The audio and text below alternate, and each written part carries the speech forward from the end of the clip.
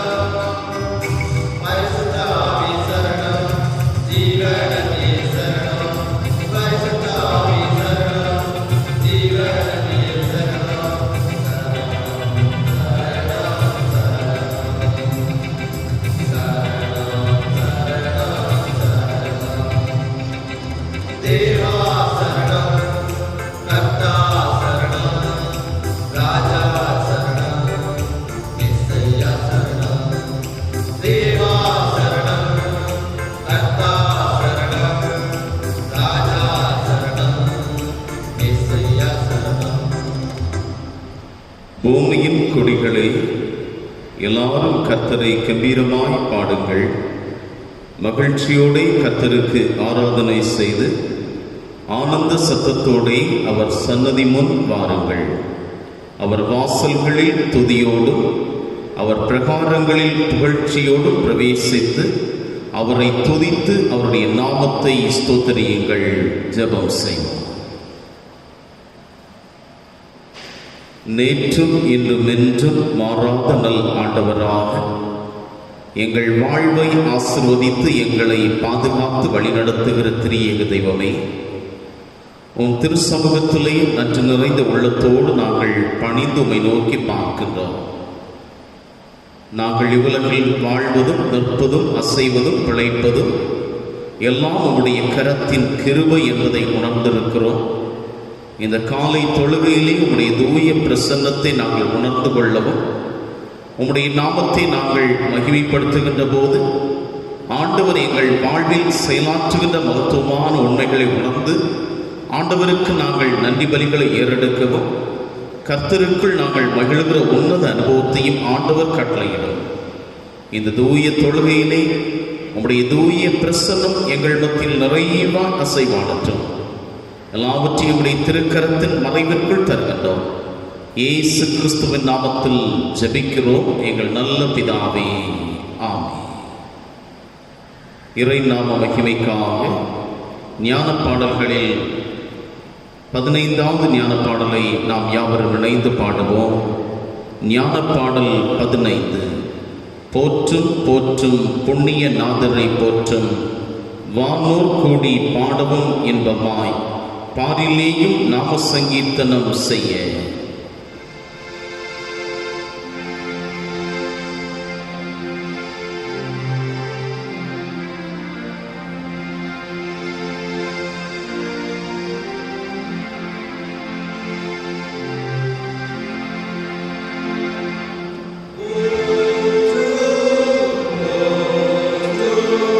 புண்ணிய நாதரை போற்றும்,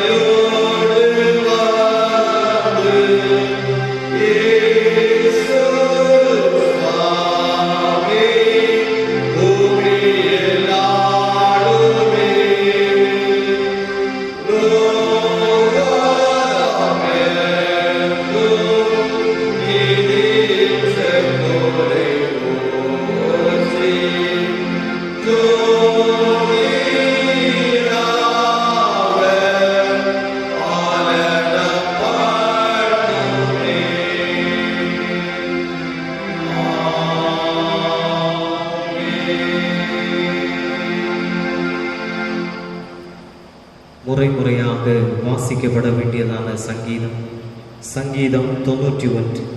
சங்கீதம் 91 முதல் 10 வசனங்கள். உன்னதமானவரின் மறைவில் இருக்கிறவன் சர்வ வல்லவருடைய நிழலில் தங்குவான். நான் கர்த்தரை நோக்கி, நீர் என் அடைக்கலம், என் கோட்டை, என் தேவன், நான் நம்பியிருக்கிறவன் என்று சொல்லுவேன். அவர் உன்னை வேடனுடைய கண்ணிக்கும் பாழாக்கும் கொள்ளை நோக்கியும் தப்பிப்பார். அவர் தமது சிறகுகளாலே உன்னை மூடுவார். அவர் சட்டைகளின் கீழே அடைக்கலம் புகுவாய். அவருடைய சத்தியம் உனக்கு பரிசயம் கேடகமாகும். இரவில் உண்டாகும் பயங்கரத்துக்கும் பகலில் பறக்கும் அம்புக்கும் இருளில் நடமாடும் கொள்ளை நோய்க்கும் மத்தியானத்தில் பாழாகும் சங்காரத்துக்கும் பயப்படாதிருப்பாய். உன் பக்கத்தில் 1000 பேரும் உன் வலதுபுறத்தில் 10,000 பேரும் விழுந்தால் அது உன்னை அணுகாது. உன் கண்களால் மாத்திரம் நீ அதை பார்த்து துன்மார்க்கனுக்கு வரும் பலனை காண்பாய். எனக்கு அடைக்கலமாய் இருக்கிற உன்னதமான கர்த்தரை உனக்கு தாவரமாக கொண்டாய். ஆகையால் பொல்லாப்பு உனக்கு நேரிடாது, வாதை உன் கூடாரத்தை அணுகாது.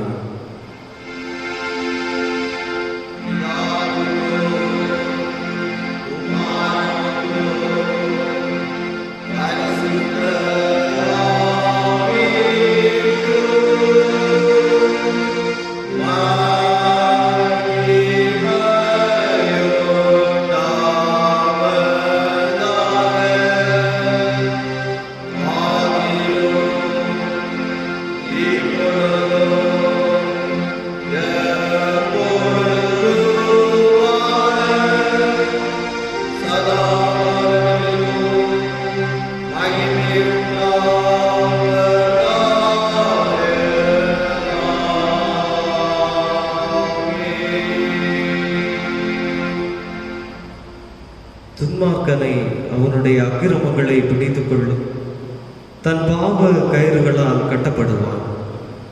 எங்கள் பாவங்கள் எங்களுக்கு விரோதமாய் சாட்சி சொல்லுகிறது. உங்கள் பாவங்கள் உங்களுக்கு நன்மையை வர உண்டாது இருக்கிறது. பிறரை அவமதிக்கிறவன் பாவம் செய்கிறான். பகை விரோதங்களை எழுப்பும், அன்போ சகல பாவங்களையும் மூடும். நம்முடைய வாழ்விலே நாம் மனிதனம் செய்து வருகின்ற எல்லா பாவங்களையும் இறை சமூகத்திலே உளம்தாழ் படியிட்டு பாவ மன்னிப்பை நாம் பெற்றுக்கொள்வோம். உளம்தாழ் படியிட்டு நம்முடைய பாவங்களை இறை சமூகத்திலே அறிக்கை செய்வோம்.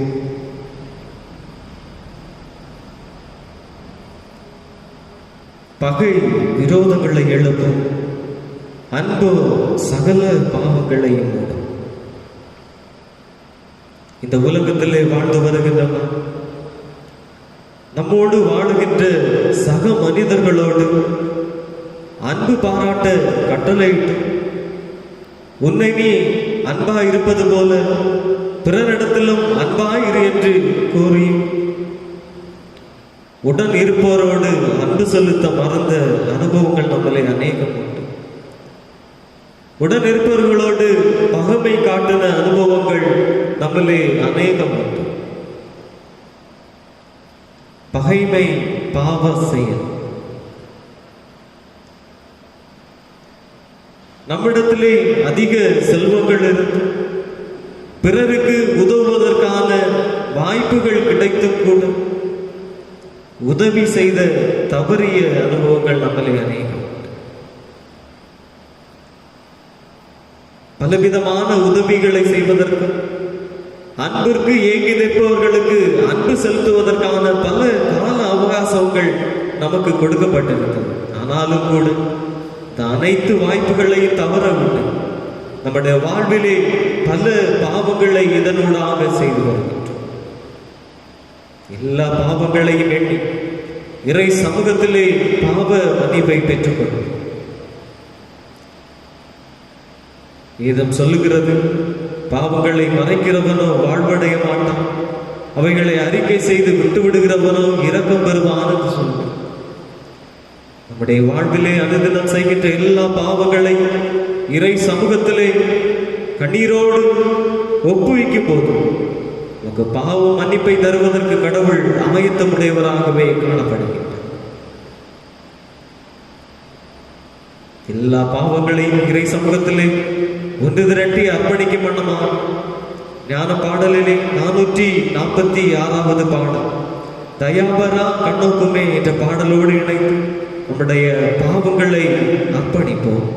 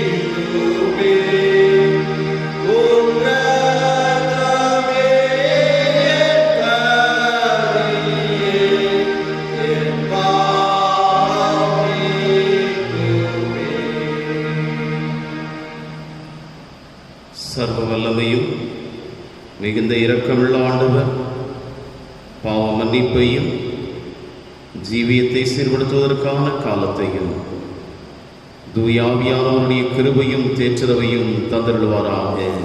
ஆமென். பாவ மன்னிப்பின் நிச்சயத்தை பெற்றுக்கொண்டார். நம்முடைய வாழ்விலே கடவுள் தந்த எல்லா ஆசீர்வாதங்களையும் அனைத்து நன்மைகளை எண்ணி கடவுளுக்கு நன்றி செலுத்தும். கடந்த நாட்களை எண்ணி பார்க்கும் பொழுது நம்மோடு பயணித்த எத்தனையோ நண்பர்கள், எத்தனையோ உறவினர்கள் இந்த உலகத்தை விட்டு எடுத்து கொள்ளப்பட்ட போதும் கூட நம்முடைய வாழ்விலே ஒரு நாளை கடவுள் நமக்கு கூட்டி தந்திருக்கின்றார். இந்த நன்றியுள்ள இருதயத்தோடு கடவுளுக்கு நன்றி செலுத்துவோம். இந்த உலக நாடுகளை எண்ணி பார்க்கும் பொழுது கொள்ளை நோய்களினாலும் இயற்கை சீற்றங்களினாலும் அநேக மக்கள் மிகவும் கஷ்டத்தோடும் கண்ணீரோடும் காணப்படுகிறதை நாம் காண்கின்றோம். ஆனாலும் கூட நம்முடைய வாழ்விலே கடவுள் நல்ல சுகத்தையும் நல்ல பலத்தையும் தந்திருக்கின்றார், நல்ல சரீர ஆரோக்கியத்தை தந்திருக்கின்றார், உணவு குறைவின்றி கிடைப்பதற்கு நல்ல வழிவகை செய்திருக்கின்றார். எல்லா நன்மைகளையும் எண்ணி இறை சமூகத்திலே நன்றிகளை ஏறிடும். நம்முடைய கண்களை கண்ணீருக்கும் கால்களை இடறல்களுக்கும் நமது உயிரை மரண கண்ணிகளுக்கும் நமது எதிர்நோக்கை அழிவிலிருந்தும் பாதுகாத்த கடவுளுக்கு நன்றியுள்ள இருதயத்தோடு நன்றி சொல்லுங்கள்.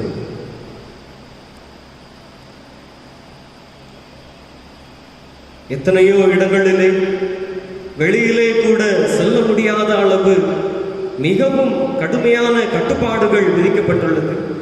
லட்சக்கணக்கிலே மக்கள் தினமும் உயிரிழந்து கொண்டிருக்கின்றார்கள்.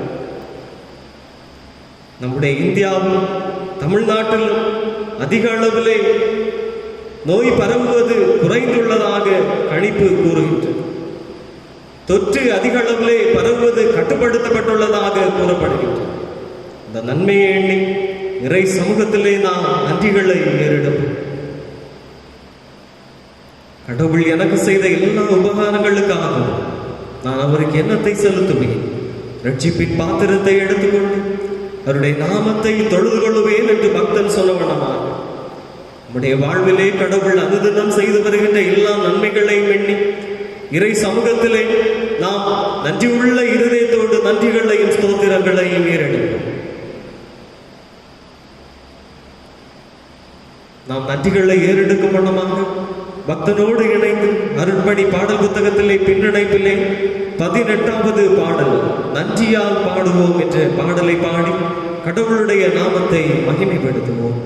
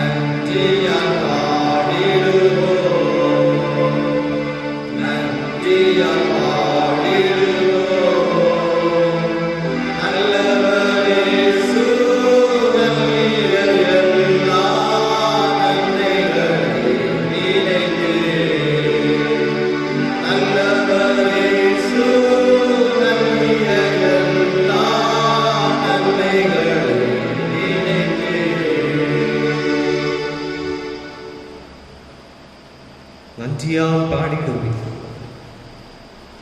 கடவுள் எனக்கு செய்த எல்லா நன்மைகளையும் எண்ணி கடவுளுடைய நாமத்தை நான் தொழுது கொள்ளுவேன்.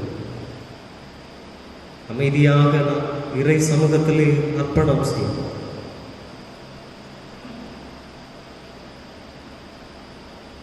கடவுளுடைய சமூகத்திலே நம்மை அர்ப்பணம் செய். கடவுள் கற்றுத்தந்த ஜெபத்தை நாம் இணைந்து ஏறெடுப்போம். பரமண்டலங்களில் இருக்கிற எங்கள் பிதாவே, உம்முடைய நாமம் பரிசுத்தப்படுவதாக, உம்முடைய ராஜ்யம் வருவதாக, உம்முடைய சித்தம் பரமண்டலத்திலே செய்யப்படுகிறது போல பூமியிலேயும் செய்யப்படுவதாக. அன்றன்றுள்ள எங்கள் அப்பத்தை எங்களுக்கு இன்று தாரும். எங்களுக்கு விரோதமாய் குற்றம் செய்கிறவர்களுக்கு நாங்கள் மன்னிக்கிறது போல எங்கள் குற்றங்களை எங்களுக்கு மன்னியும். எங்களை சோதனைக்குள் பிரவேசிக்க பண்ணாமல் தீமை நின்று எங்களை ரட்சித்துக் கொள்ளும். ராஜ்யமும் வல்லமையும் மகிமையும் என்றென்றைக்கும் உம்முடையவைகளே. ஆமென். அமர்வோம்.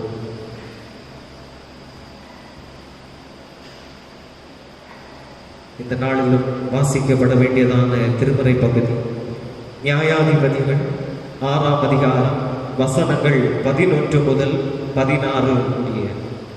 நியாயாதிபதிகள் 6ஆம் அதிகாரம் வசனங்கள் 11 முதல் 16 முடிய.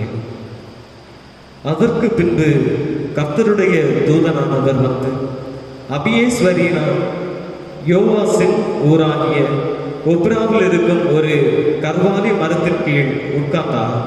அப்பொழுது அவருடைய குமாரன் கிதியோன் கோதுமையை மீதியானியருக்கும் தப்புவிக்கிறதற்காக ஆலைக்கு சமீபமாய் அதை போரடித்தான். கர்த்தருடைய தூதனானவர் அவனுக்கு தரிசனமாகி, பராக்கிரமசாலியே, கர்த்தர் உன்னோடே இருக்கிறார் என்றார். அப்பொழுது கிதியோன் அவரை நோக்கி, ஆ என் ஆண்டவனே, கர்த்தர் எங்களோடே இருந்தால் இவையெல்லாம் எங்களுக்கு நேரிடுவானே. கர்த்தர் எங்களை எகிப்திலிருந்து கொண்டு வரவில்லையா என்று எங்கள் பிதாக்கள் எங்களுக்கு விவரித்து சொன்ன அவருடைய அற்புதங்களை எல்லாம் எங்கே? இப்பொழுது கர்த்தர் எங்களை கைவிட்டு மீதியானியர் கையில் எங்களை ஒப்பு கொடுத்தாரே என்றான். அப்பொழுது கர்த்தர் அவனை நோக்கி பார்த்து, உனக்கு இருக்கிற இந்த பலத்தோடே போ, நீ இஸ்ரவேலை மீதியானியரின் கைக்கு நீங்களாக்கி ரட்சிப்பாய், உன்னை அனுப்புகிறவர் நான் அல்லவோ என்றான். அதற்கு அவன், ஆ என் ஆண்டவரே, நான் இஸ்ரவேலரை எதினாலே ரட்சிப்பேன்? இதோ மனாசேயின் என் குடும்பம் மிகவும் எளியது, என் தகப்பன் வீட்டில் நான் எல்லாரிலும் சிறியவன் என்றான். அதற்கு கர்த்தர், நான் உன்னோடே கூட இருப்பேன், ஒரே மனுஷரை முறியடிப்பது போல் நீ மீதியானியரை முறியடிப்பாய் என்றார் என்பதே.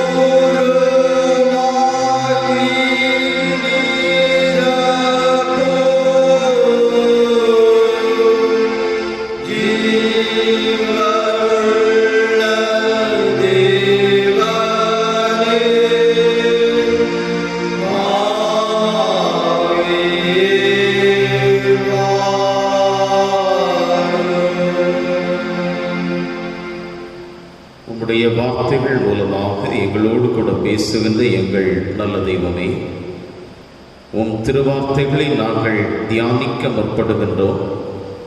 அடியனை மறைத்து உம்முடைய மெல்லிய சத்தம் வெளிப்படட்டும். இயேசு கிறிஸ்துவின் நாமத்தில் மன்றாடுகிறோம் எங்கள் நல்ல பிதாவே, ஆமென்.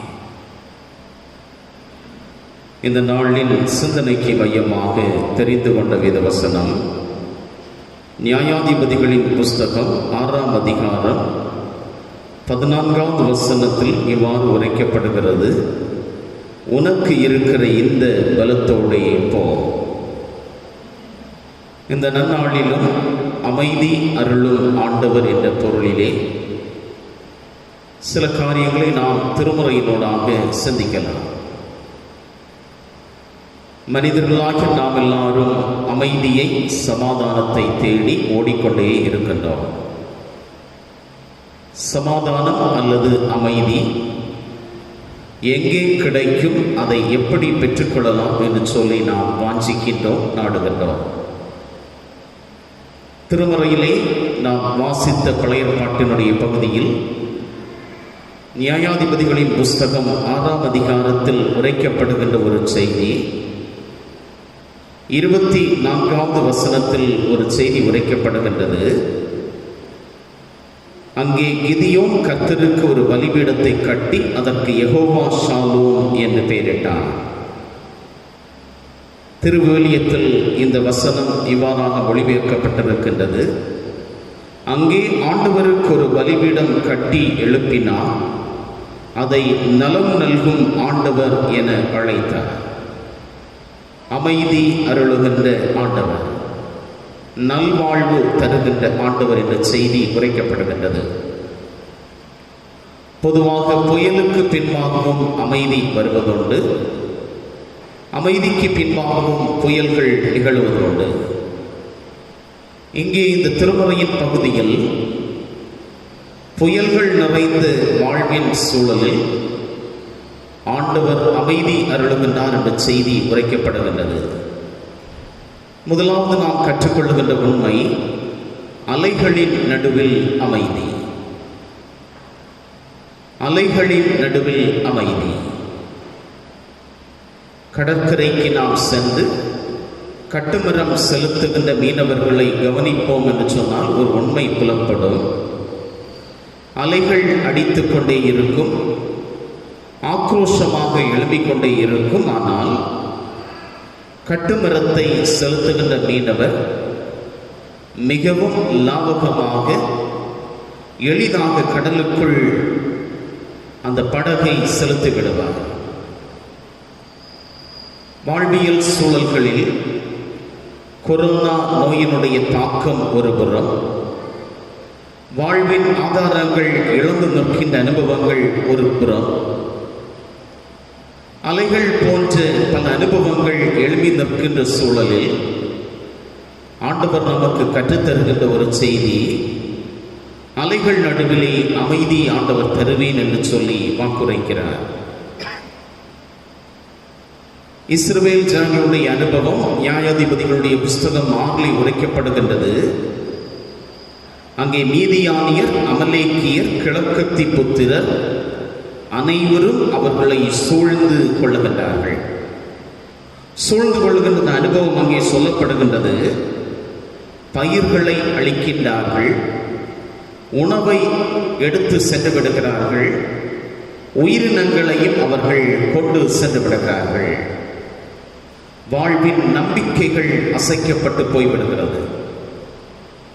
உணவு ஒரு மனிதனுக்கு அடிப்படை தேவை, உயிரினங்கள் ஒரு மனிதனுடைய வாழ்வுக்கு அத்தியாவசியமான தேவை. வாழ்வின் அடிப்படை ஆதாரங்கள் அங்கே அசைக்கப்படுகின்றது. அடிப்படை ஆதாரங்கள் அசைக்கப்படுகின்ற போது, அஸ்திபாரங்கள் அசைக்கப்படுகின்ற போது, அவர்கள் தங்கள் வாழ்வின் அனுபவத்தை அழகாக சொல்லுகின்றார்கள். மலைகளில் உள்ள கெபிகளிலும் குகைகளிலும் அரணான ஸ்தலங்களிலும் அடைக்கலத்தை தேடுகின்றார்கள். அவர்கள் தங்கள் உயிரை காப்பாற்றிக் கொள்வதற்கு, கிடைத்த செல்வங்களை வாழ்விலே சொந்தமாக்கிக் கொள்வதற்கு, மீதியானியருடைய கைக்கும் அமலேக்கியருடைய கைக்கும் தப்புவித்து ஓடுவதற்கு அவர்கள் பயந்து வாழுகின்ற ஒரு அனுபவம் அங்கே சொல்லப்படுகின்றது. பட்ட காலிலே படும் என்று சொல்லுவார்கள், கெட்டக்கூடியே கெடும் என்று சொல்லுவார்கள். எரிகிற நெருப்பிலே எண்ணெயை ஊற்றுகிற அனுபவம் தான் இந்த ஜனங்களின் அனுபவமாக இருக்கிறது. கிதியோன் அந்த வேதனையின் உச்சத்தில் வெளிப்படுத்துகின்ற வார்த்தை 15ஆம் வசனத்திலே அங்கே சொல்லுகிறார், ஆண்டவரே, என்னுடைய குடும்பம் மிகவும் எளியது, என் தகப்பன் எல்லாரிலும் சிறியவன்.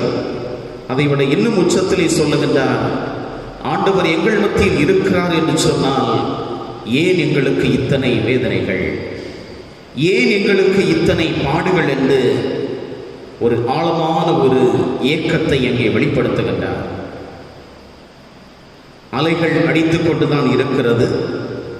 வாழ்வியல் சூழல்கள் தடம்புரண்டு சென்று கொண்டே இருக்கிறது. ஆனால் கிதியோனை பார்த்து ஆண்டவர் சொல்லுகிறார், நீ பராக்கிரமசாலி என்று சொல்லுகிறார். உனக்கு இருக்கிற பலத்தோடே நீ போ என்று சொல்லுகிறார். பல கேள்விகளோடும் ஆண்டவர் எங்களை ஏன் விடுவிக்கவில்லை என்று சொல்லி வேதனையோடும் பாரத்தோடும் இருக்கின்ற ஒரு சூழலில் ஆண்டவர் அங்கே கற்றுக் கொடுக்கின்ற அனுபவம், நான் இன்னும் உங்கள் மத்தியில் செயலாற்றுவேன் என்ற அனுபவத்தை கற்றுக் கொடுக்கிறார். கோலியாத் அலைகளை பார்த்து தாவீது அவனோடு இருந்தவர்களும் சிந்திக்கின்றார்கள், சவுல் அவனோடு இருந்தவர்களும் சிந்திக்கின்றார்கள். அந்த கோலியாத் என்ற அலையை பார்த்து சவுலும் அவனோடு இருந்தவர்களும் கலங்கி விடுகின்றார்கள். ஆனால் தாவீது என்ற இளைஞன், சிறுவன், ஆண்டவருடைய ஆற்றலை பெற்றுக் கொண்டவன், அந்த அலைகளை தாண்டுவதற்குரிய கிருபைகளை ஆண்டவரிடத்திலிருந்து பெற்றுக்கொள்கிறார். அலைகளை தாண்டி பயணிக்கின்ற ஆண்டவர், அலைகளை தாண்டி பயணிக்க உதவுகின்ற ஆண்டவர் நம்மோடு கூட உண்டு என்கிற நிலையிலே அந்த உண்மை அங்கே தாவீதனுடைய வாழ்வின் மூலமாக நமக்கு கற்றுத்தரப்படுகிறது. மீதியானவருடைய வாழ்வின் சூழல் இஸ்ரவேலரை அடக்கி ஆளுகின்ற அனுபவம். இஸ்ரவேலர்கள் வாழ்வா சாவா என்று கலங்கி நிற்கிற அனுபவத்தில் அங்கே ஆண்டவர் கிதியோனுக்கு சொல்லுகிற செய்தி, நீ கலங்க வேண்டாம், தைரியமாக இரு. அலைகள் கடலிலே அடித்துக் கொண்டுதான் இருக்கும், அலைகள் எழுப்பிக் கொண்டுதான் இருக்கும். ஆயினும் அந்த அலைகளை உண்டாக்கினவர், அலைகளையும் தாண்டி செயல்படுகின்றவர் நான் உன்னோடு உண்டு என்கிற உண்மை அங்கே கற்றுக் கொடுக்கப்படுகிறது. 1 யோவான் 5ஆம் அதிகாரம் 4ஆம் வசனத்திலே சொல்லுகின்ற செய்தி, உலகத்தை வெல்லுகின்ற விசுவாசம் நமக்கு ஆயுதமாக தரப்பட்டிருக்கின்றது. உலகத்தை ஜெயிக்கின்ற ஜெயமாகிய விசுவாசம் ஆண்டவர் நமக்கு ஈவாக தந்திருக்கிறார். அலைகள் நிறைந்த இந்த உலகிலே ஆண்டவரை பற்றிக் கொள்வோம். இரண்டாவதாக நாம் கற்றுக்கொள்கின்ற ஒரு உண்மை, ஆழங்களின் நடுவில் அமைதி அருளுகின்ற ஆண்டவர். ஆழங்களின் நடுவில் அமைதி அருளுகின்ற ஆண்டவர். கடலில் ஆழமான இடங்களில் தான் மீன்கள் கிடைக்கும். ஆழமான இடங்களில் தான் படகுகளை செலுத்தி செல்லுகின்ற போது அந்த மாலுமியும் சிறந்த மாலுமி என்று சொல்லி போற்றப்படுவார்கள். ஆழமான பகுதியில் பயணிக்கின்ற போதுதான் வாழ்வின் ஆதாரங்கள் எப்படி இருக்கிறது என்பதை நாம் உணர்ந்து கொள்ள முடியும். அலைகளை தாண்டி இங்கே கிதியோனை ஆண்டவர் பலப்படுத்தி உன்னை நடத்துவேன் என்று சொன்னவர் அவனுக்கு கற்றுக் கொடுக்கின்ற ஒரு செய்தி, ஆழங்கள் நடுவிலும் நான் உன்னோடு கூட இருக்கிறேன் என்று சொல்லுகிறார். கேள்விகளோடு கிதியோன் தன்னுடைய பயணத்தை தொடங்குகிறார். ஆண்டவரோடு கூட பல கேள்விகளை எழுப்புகின்றார். ஏன் இத்தனை சோதனைகள்? ஏன் எங்களை நீர் கைவிட்டு விட்டீர்? ஆண்டவருடைய சமூகத்திலே கேள்விகளை எழுப்பினவர் அங்கே ஆண்டவரிடத்திலிருந்து பதிலையும் பெற்றுக்கொள்கிறார். யோபுவனுடைய புஸ்தகத்தை நாம் படிப்போம் என்று சொன்னால் அந்த புஸ்தகத்தில் அநேக கேள்விகள் எழுப்பப்படுகிறது. அநேக புலம்பல்கள் கேள்விகளாக எழுப்பப்படுகிறது. அந்த கேள்விகளுக்கு சில நேரங்களில் விடை கிடைக்கும். அந்த கேள்விகளில் சில நேரங்களில் விடை தெரியாமல் இருக்கும். ஆனால் இங்கே கிதியோன் எழுப்புகின்ற கேள்விக்கு ஆண்டவர் அங்கே விடை கொடுக்கின்றார். நீ பராக்கிரமசாலி என்று கற்றுக் கொடுக்கிறார். உனக்கு இருக்கின்ற இந்த பலத்தோடு போ என்று சொல்லுகிறார். பயந்து கலங்கி நிற்கின்ற சுவாபத்தை உடையவன், தன்னுடைய வாழ்வின் தேவைகளுக்காக, உணவுக்காக, தன்னுடைய வாழ்வுக்காக கஷ்ட கடினங்களை ஏற்றுக்கொண்டிருக்கின்ற ஒரு மனிதன், அவனை பார்த்து ஆண்டவர் சொல்லுகிற செய்தி, நீ பராக்கிரமசாலி என்று சொல்லுகிறார்.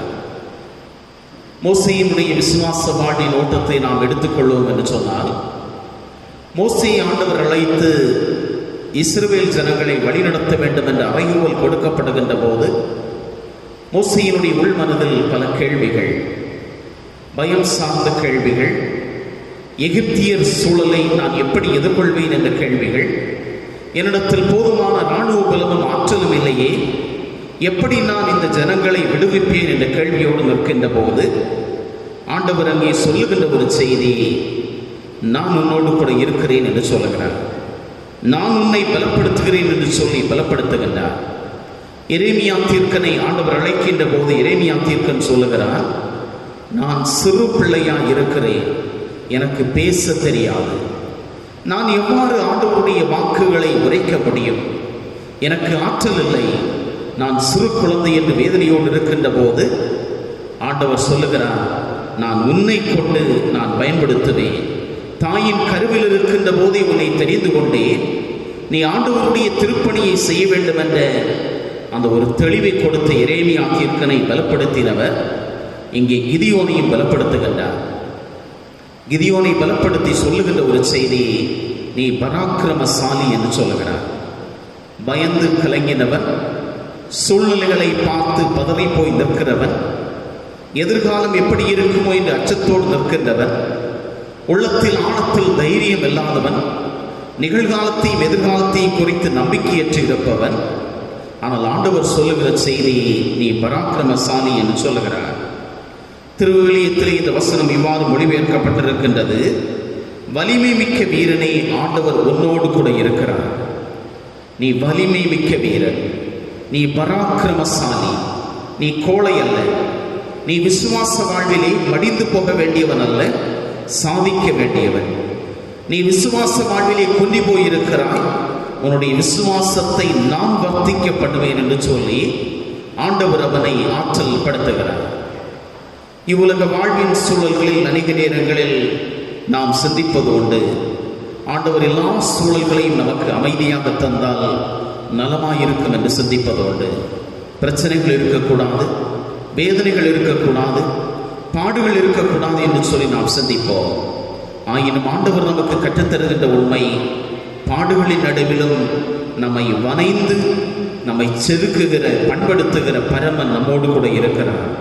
பாடுகளின் நடுவிலும் பராக்கிரமசாலியே என்று சொல்லி நம்மை திடப்படுத்துகின்ற ஆண்டவர் நம்மோடு கூட உண்டு. நாம் அணிந்திருக்கின்ற ஆடைகள் எல்லாம் அப்படியே ஆடைகளாக நம்முடைய கரங்களில் கிடைப்பதில்லை.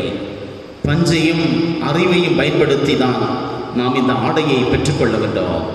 இறைவன் அப்படியே ஆடையாக கொடுத்து விட்டால் நமக்கு சந்தோஷம். ஆனால் பஞ்சை நாம் பெறுகின்றோம், அதை பண்படுத்துகின்றோம், அதை பக்குவப்படுத்துகின்றோம். அது நெசவிலே அழகாக நெய்யப்படுகின்றது. நெய்யப்பட்டு தான் அழகான ஆடைகளாக நாம் பெற்றுக்கொள்ளுகிறோம். கிதியோனுடைய வாழ்வின் ஓட்டத்திலும் தடுமாற்றங்களை சந்தித்தவனை ஆண்டவர் சொல்லுகிறார், நீ தைரியமானவன் என்று சொல்லுகிறார். கண்ணீரை சந்தித்தவனை பார்த்து சொல்லுகிறார், நீ அனைவருடைய கண்ணீர்களை தீர்க்க வேண்டியவர் என்று சொல்லுகிறார். கவலைகளை சுமந்து நின்றவனை பார்த்து சொல்லுகிறார், நீ அனைவருடைய கவலைகளை தீர்ப்பதற்கு மருந்தாக போகிறாய் என்று சொல்லுகிறார்.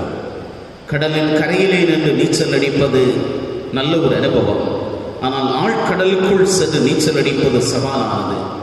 கிதியோனை ஆண்டவர் சொல்லுகின்ற ஒரு செய்தி, நீ கரையில் நின்று நீச்சல் அடிக்க வேண்டாம், ஆழ்கடலுக்குள்ளும் சென்று பயணிக்க வேண்டும், நான் உன்னோடு கூட இருக்கிறேன் என்கின்ற ஒரு அனுபவத்தை கற்றுக் கொடுக்கிறார். வெற்றி என்பது சாதாரணமான சூழலில் வருவதில்லை. போராட்டங்களின் நடுவிலும் தடுமாற்றங்களின் நடுவில் தான் பிறக்கின்றது. தயங்கி நிற்கின்ற ஒரு மனிதனை பார்த்து ஆண்டவர் அவனுடைய தயக்கத்தை மாற்றி, நீ ஆழங்களுக்குள் சென்று ஆண்டவருடைய நாமத்தை மகிமைப்படுத்த வேண்டியவன் என்று சொல்லி அவனை பயன்படுத்துகின்றார். ஆண்டவர் அவனுடைய கரத்தில் கொடுக்கின்ற கருவிகளை நாம் பார்ப்போம் என்று சொன்னால், பானையும் எக்காலத்தையும் தீப்பந்தத்தையும் பயன்படுத்துகின்றார். மிகப்பெரிய ஒரு வெற்றியை கொடுக்கின்றார். பயந்து கலங்கினவன், கண்ணீரோடு நின்றவன், வேதனையோடு நின்றவன் ஒரு மிகப்பெரிய ஒரு வெற்றிக்கும் இஸ்ரவேல் ஜனங்களை மீட்கின்ற ஒரு கருவியாகவும் விடுதலையின் பாதையில் வழிநடத்துகின்ற ஒரு தலைவனாக அவனுடைய வாழ்வு மாற்றப்படுகின்றது. நம்முடைய விசுவாச வாழ்வின் ஓட்டத்திலே வாழ்வின் சூழல்கள் மாறிவிட்ட ஒரு காலத்திலே நாம் வாழ்கிறோம். ஆண்டவருடைய அன்பை நாம் உணர்ந்து கொள்வதற்கு பல நேரங்களில் தடுமாற்றத்தோடு நிற்கிறோம். ஆண்டவர் எங்கே என்ற கேள்வியோடு நாம் கேள்வி எழுப்பி நிற்கின்றோம். ஆண்டவர் நம்மிடத்தில் சொல்லுகின்ற ஒரு செய்தி, வேதனைகளின் நடுவில் வேதனையில் பங்கு கொள்ளுகின்ற ஆண்டவராக அவர் நம்மோடு கூட இருக்கிறார். நமக்கு ஆறுதல் தருகின்றவராக, நமக்கு நம்பிக்கை தருகின்றவராக, இந்த உலகத்தின் பாடுகள் நடுவிலும் வேதனைகள் நடுவிலும் தொற்று வியாதியின் சூழலிலும் நான் உங்களை நடத்துவேன், நீங்கள் பராக்கிரமசாலிகள், உங்களுக்கு இருக்கின்ற பலத்தோடு தைரியமாக முன்னேறி செல்லுங்கள் என்று அறைகூவலை ஆண்டவர் நமக்கு தருகிறார். ஓடுகின்ற ஆற்றிலே எதிர்நீச்சல் போடுவது என்பது கடினமான ஒன்று. பிறண்டோடும் ஆற்றிலே எதிர்நீச்சல் போட்டு பயணிக்க வேண்டியது விசுவாச வாழ்விலே நமக்கு கற்றுத்தரப்படுகின்ற ஒரு செய்தி. நம்முடைய விசுவாச வாழ்வின் ஓட்டத்திலே நாம் ஆண்டவரை பற்றி அவருடைய கரத்தை பற்றி கொண்டு அவரை அண்டிக் கொண்டு நாம் பயணிப்போம் என்று சொன்னால் நிச்சயமாக புரண்டோடும் ஆறுகளை நாம் கடக்க வேண்டி வரலாம். வேகமாக ஓடும் ஆற்றின் நடுவே எதிர்நீச்சல் போட வேண்டி வரலாம். நெருப்பின் தளலோடு கூட நாம் நடைபயில வேண்டி வரலாம். அமைதி அருளுகின்ற ஆண்டவர் நம்மோடு கூட உண்டு. இதைத்தான் ஏசாயா தீர்க்கனுடைய புஸ்தகம் 43ஆம் அதிகாரம் 2ஆம் வசனத்திலே தெளிவாக உரைக்கப்படுகின்றது. நம்முடைய விசுவாச வாழ்வின் ஓட்டத்திலே நாம் எதிர்பார்க்கின்ற சூழல்கள், எதிர்கொள்ளுகின்ற சூழல்கள் சாதகமற்ற அனுபவங்களாக இருந்தாலும் ஆண்டவர் நம்மை அனுதினம் நடத்துவார் என்கிற நம்பிக்கையின் செய்தியை நமக்கு தருகிறார். பராக்கிரமசாலியே, கர்த்தர் உன்னோடே கூட இருக்கிறார், உனக்கு இருக்கின்ற பலத்தோடே நீ போ என்கிற செய்தி ஆண்டவர் நமக்கு கற்றுத்தருகின்றார். ஒரு மனிதன் ஒரு யானைக்குட்டி ஒன்றை வளர்த்து வந்தார். அந்த யானை சிறு வயதிலே பக்குவப்படுத்துவதற்காக சிறிய அங்குசம் போன்ற குச்சிகளை பயன்படுத்தி அதை கட்டுப்படுத்தி வைத்தார்.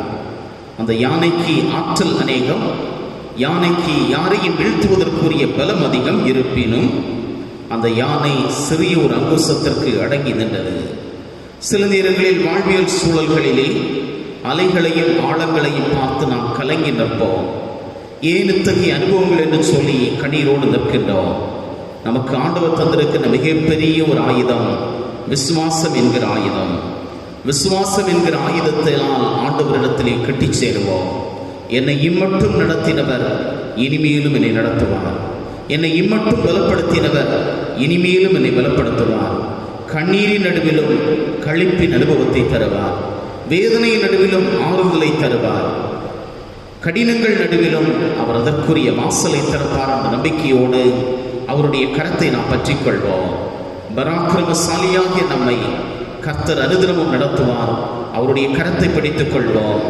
பயந்த மனிதர்களையும் பயன்படுத்தின ஆண்டவர், கலங்கி நின்ற மனிதனையும் தைரியப்படுத்தின ஆண்டவர் இன்றும் நம்மோடு கூட உண்டு.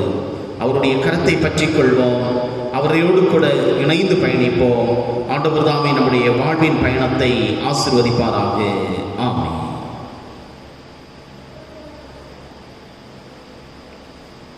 இறைவார்த்தைகளை கேட்ட நாம் நம்முடைய விசுவாசத்தை நாம் அறிக்கை செய்வோம். வானத்தையும் பூமியையும் படைத்த சர்வவல்லமையுள்ள பிதாவாகிய கடவுளை விசுவாசிக்கிறேன். அவருடைய ஒரே குமாரனாகிய நம்முடைய நாதர் இயேசு கிறிஸ்துவையும் விசுவாசிக்கிறேன். அவர் பரிசுத்த ஆவியினாலே கன்னிமரியாளிடத்தில் உற்பவித்து பிறந்தார். பொந்தி பிலாத்துவின் காலத்தில் பாடுபட்டு சிலுவையில் அறையுண்டு மரித்து அடக்கம் பண்ணப்பட்டு பாதாளத்தில் இறங்கினார்.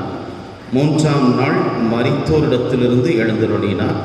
பரமண்டலத்துக்கு ஏறி சர்வவல்லமையுள்ள பிதாவாகிய கடவுளின் வலது பாரிசத்திலே வீற்றிருக்கிறார்.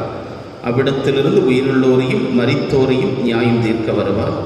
பரிசுத்த ஆவியை விசுவாசிக்கிறேன். பொதுவாக இருக்கிற பரிசுத்த சபையும் பரிசுத்தவான்களுடைய ஐக்கியமும் பாவ மன்னிப்பும் மரித்தோர் உயிர்த்தெழுதலும் நித்திய ஜீவனும் என்று விசுவாசிக்கிறேன். ஆமென். இறை நாம மகிமைக்காக கீர்த்தனைகளில் 372வது கீர்த்தனை நாம் இணைந்து பாடுவோம். கீர்த்தனை எண் 372. உந்தன் சித்தம் போல என்னை ஒவ்வொரு நாளும் நடத்தும்.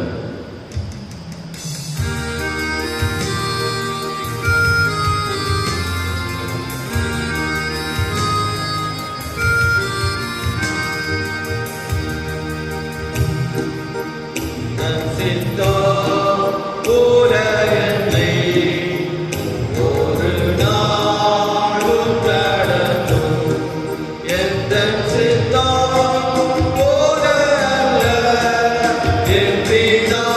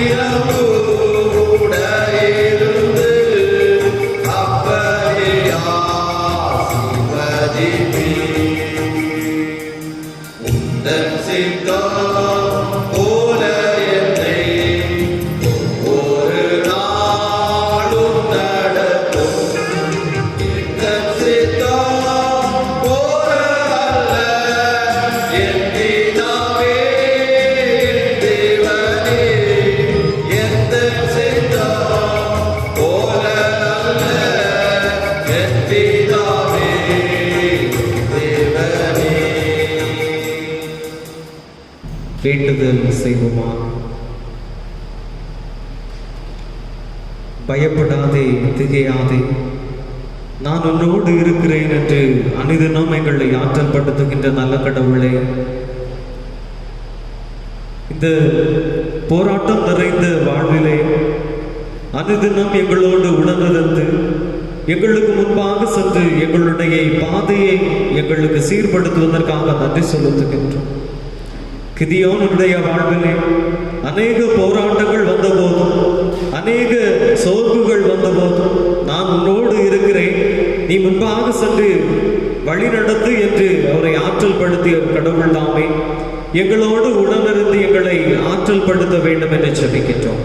போராட்டம் நிறைந்த வாழ்விலே கொள்ளை நோய்களும் இயற்கை சீற்றங்களும் எங்களை அச்சுறுத்தும் சூழ்நிலைகளிலே உம்முடைய பிரசன்னம் தாமே எங்களுக்கு முன்பாக சென்று எங்களுடைய பாதைகளை செவ்வாய்ப்படுத்தி எங்களுக்கு சீர்படுத்தி அருள வேண்டும் என்று ஜெபிக்கின்றோம்.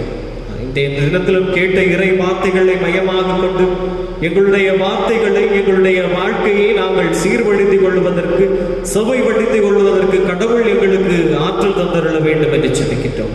விசுவாச பாதையிலே உம்மோடு நாங்கள் பயணிப்பதற்கு கடவுள் எங்களை அனுதினம் ஆற்றல் படுத்த வேண்டும் என்று இறைமகன் இயேசுவின் நாமத்திலே ஜெபிக்கின்றோம். எங்கள் ஜெபங்களும் நல்ல கடவுளே, ஆமென். வார்த்தையோடே இப்போதடியாரை அனுப்புமையா, மானமதில் தயவுருமாக துறபரனே வந்தனமுமகாமே, மானமதில் தயவுருமாக துறபரனே வந்தனமுமகாமே.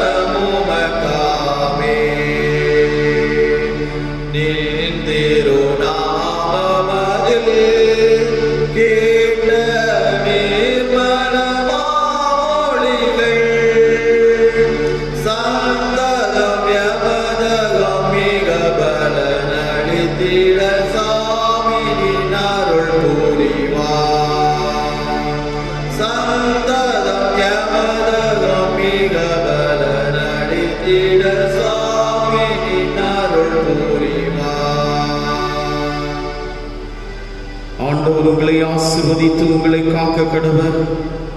ஆண்டவர் தம்முடைய முகத்தை உங்கள் மேல் பிரகாசிக்க பண்ணி உங்கள் மேல் கிருபையாயிருக்க கடவர். ஆண்டவர் தம்முடைய முகத்தை உங்கள் மேல் பிரசன்னமாக்கி இப்பொழுதும் எப்பொழுதும் உங்களுக்கு சமாதானம் கட்டளையிட கடவர். நம்முடைய ஆண்டவராகிய இயேசு கிறிஸ்துவினுடைய கிருபையும் பிதாவாகிய கடவுளுடைய அன்பும் தூயாவியானவருடைய ஐக்கியமும் நம் அனைவரோடும் என்னென்றமான சதா காலங்களிலும் நிறைவாய் தங்கியிருப்பதாக.